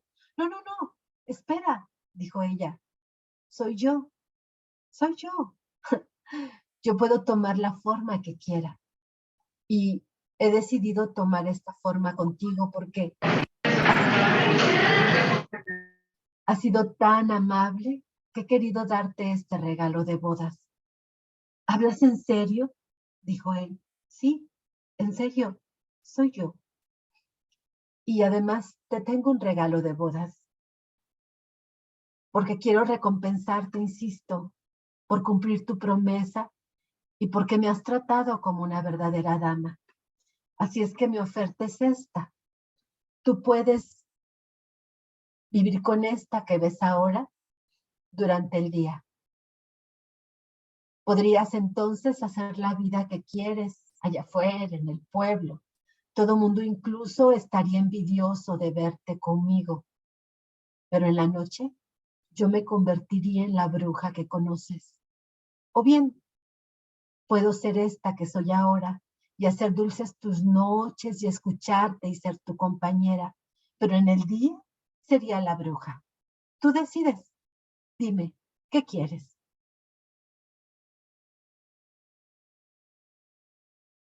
Lancelot Se sintió primero muy confundido. Era tan bella esta dama que veía. Su caminar tan elegante, su sonrisa, su voz, era para enamorarse. Pero ¿qué podría decidir? Gozar de ella por las noches para él solo, mientras seguía siendo la burla del pueblo, con la bruja a su lado todo el día, todos los días. O al revés, podría permitir que el mundo entero lo viera, incluso le tuviese envidia, para luego pasar las noches en compañía de esa desagradable bruja. Miró al cielo y viendo una estrella brillar, supo la respuesta. ¿Te has decidido?, dijo ella, con esa voz dulce que tenía ahora. Sí, le dijo él, he decidido. Y he decidido que seas tú quien elijas quién quiere ser conmigo.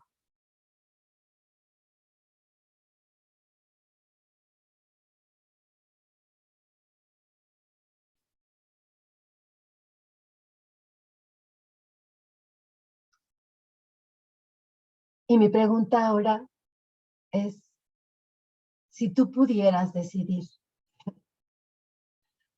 porque sé muy bien que tu esposa puede a veces ser una verdadera bruja, mientras otras es una dama.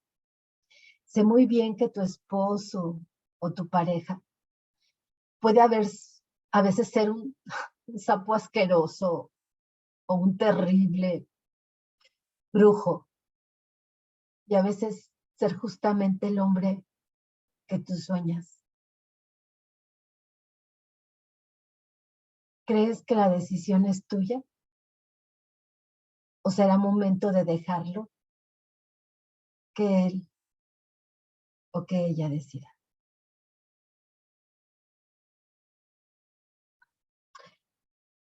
Gracias. Muchísimas gracias. Gracias por ahora, gracias por este espacio, por este tiempo.